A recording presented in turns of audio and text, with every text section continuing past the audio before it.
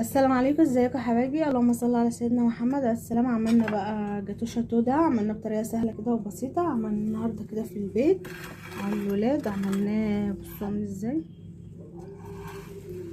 اهو، زوقناه اهو.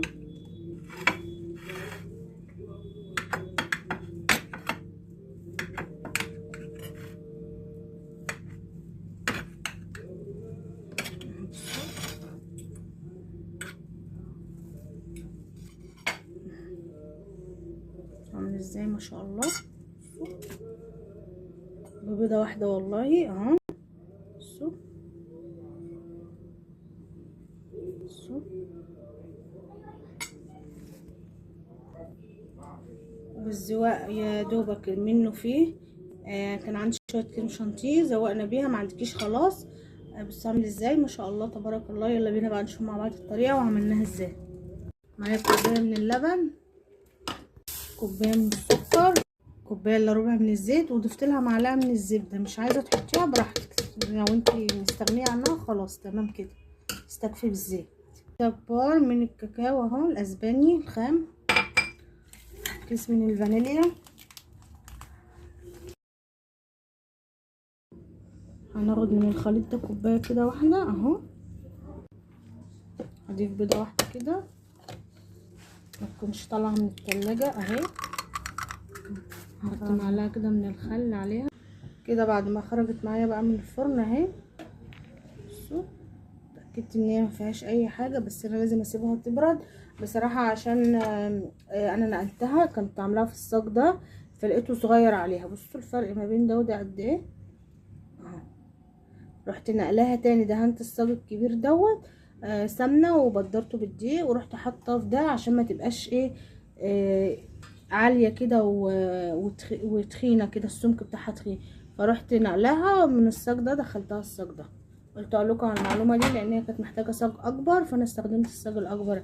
هي كده لسه هتبرد معايا شويه عشان ابدا انقلها وابدا بقى ايه ازينها معايا. بس هي لسه خارجه، هستنى عليها 10 دقايق كده وبعدين طريه معايا. بصوا عامله ازاي، مش محتاجه ان انا ايه اسقيها لبن او شربات او اي حاجه، لا هي ما شاء الله طالعه معايا طريه ومتماسكه وجميله. معايا نص كوبايه من الكريم شانتيه، حطيت عليها معلقتين من السكر، وهحط ربع كوبايه كده من الميه الساقعه. لو عندك لبن ماشي، وهنضربها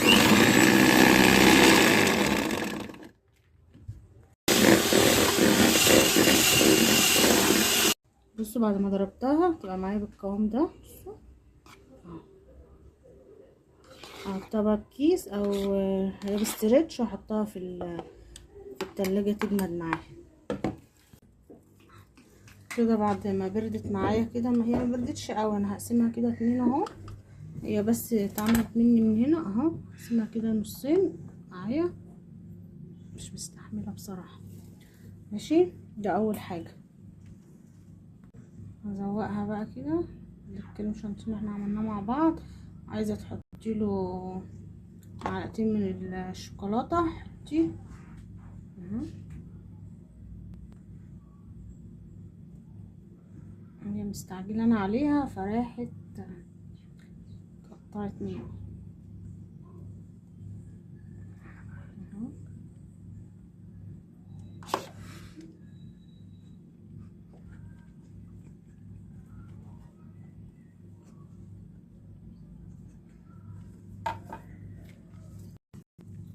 هنحط بقى هنا طبقة من اللي احنا خليناه اللي هو في اول الصوص ده البني ده اهو على كده.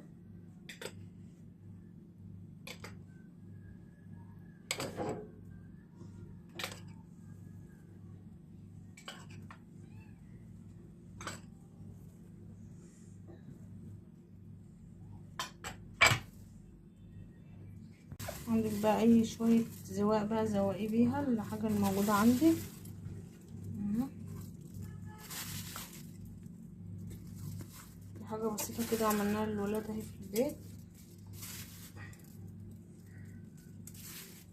طبعا هتتحط في التلاجة شوية اهو، وبعدين نبقى نقطعها. هنا الفتافيت اللي طلعت منها بعد ما اتكسرت حطيتها في طبق، وحطيت بقى الكريمه عليها، كده الشوكولاته كمان اهو.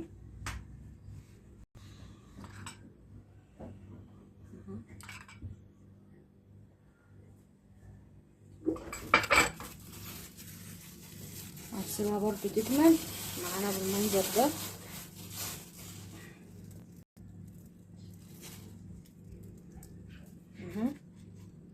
اللي اتكسر منها اهو حطيناها في اطباق، عندك اطباق اصغر من كده كاسات اللي يعجبك حطيناها كده اهي فيها.